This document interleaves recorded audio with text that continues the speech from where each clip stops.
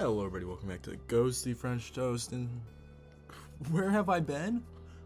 Mentally ill, but I'm hanging in there, It was quite an eventful summer. I went insane, but I'm still alive, and I'm like, fuck JoJo's, am I right? Who doesn't like JoJo's? So, and I want to get back into doing videos, get me on that little routine. So I miss talking about silly, goofy stuff, whatever I really want to talk about. So, why am I talking about JoJo's? No Dark Souls? Because I just binged through JoJo's because everyone's like, Steel Ball Run's so peak, and it is. Steel Ball Run is one of the greatest pieces of fiction, but I still think Yoshikage Kira is the best JoJo villain. So I have to explain why, of course, as one does. Basically background on Kira. So also JoJo's Bizarre Adventure. It's a silly, goofy show. I totally recommend to watch it. It's awesome. Main villain in Diamond Unbreakable, which is also part 4. He is there in the beginning parts. He's in the background. He's all being very subtle, but he has a very much more prominent role later on in the show. He's a murderer at large. He has a kind of a hand fetish. He murders women, and he takes their hands because Mona Lisa type shit. He got hard at the Mona Lisa's hands, which I can't relate to. I can't defend that. That's kind of silly, goofy. He's not a born stand user because some stand users are born with their powers, but this Kira got his power, Killer Queen, which we'll discuss in a little bit, from one of the arrows. Which, if you don't know, the arrows are basically, if you get shot with the arrow, it is able to draw out your inner soul, which will create a stand. We'll explain stands a little bit too. He's there from the beginning, as discussed. He's in the background, which I think one of the biggest problems a lot of people talk about with part 4 is he's not really there, but that's the entire point of Kira. You're not supposed to know who Kira is. Kira is just, I want to live a quiet life, all that. And we'll discuss, maybe that's not true, because one of his big things is, I want to live a quiet life. I don't want to cause any trouble. I want to go day by day and murdering people kind of thing. The flaws of the other villains. So I think one of the best things about JoJo's is the villains. And that's not saying all the villains are bad. It's one of the best things of JoJo are all the villains. You have Dio, you have Cars, you have Diablo, you have Poochie, and you have Funny Valentine, which I love Funny Valentine. JoJo's biggest strength, it's one of its most iconic parts. Dio is great. He's a generational hater, but that's it. We learn a little bit more in part 4 about Dio and his more, but it just feels kind of out of left field. Personally, I really like part 1 Dio the best because it gave him some character arc. Dio part 3 was really good just because Dio, generational hater, and just cool. The stairs scene, moving Polnareff up and down the stairs. Cars just aura farming. Got defeated. He should be alive, but somehow he's not. I don't know. Like, I know how, because Joseph had a paperclip, glue stick, and some vitamins. Somehow he was able to get through everything, but Emperor Crimson is literally just the devil, mainly discussed in the anime. Diablo is really cool, don't get me wrong, but the problem with Diablo is just, I wish they had more. He's just aura, straight aura, and that's cool and all. That's like some solo leveling shit, but give him some more character. Poochie, he's cool, needs some character depth, power, revenge, all that silly goofy stuff. I want to live a simple life, so that's something Kira lives by, is I want to have a simple life where you can just go enjoy eating a little sandwich with a dead corpse's hand. This is Kira's main idea. Before we meet him, I want to have a simple life. I'm Yoshikage Kira, I'm 33 years old. He's a simple man, he doesn't look for much in life.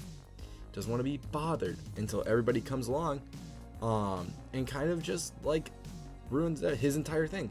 He's weaker than the other characters. We see him get absolutely pummeled by Star Platinum, but it's also Star Platinum.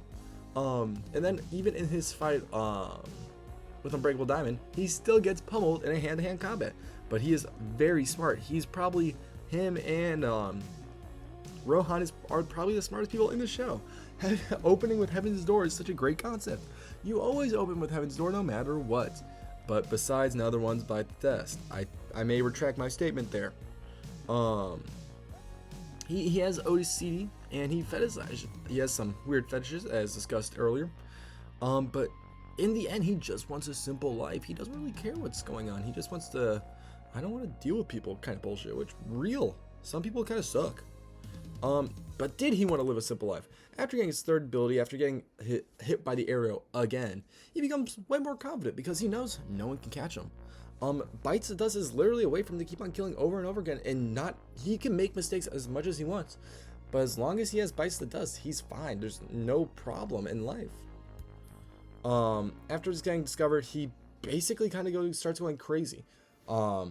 He likes the acceleration, even like when being Koichi. You can tell he's kind of enjoying it. He's like, oh yeah, eat my shoe, buddy, eat my shoe. He likes the thrill of the hunt. And then we see in the final kind of episodes, where we see him using the cat bubble to basically hunt down people, and he's enjoying it. He's having a good time.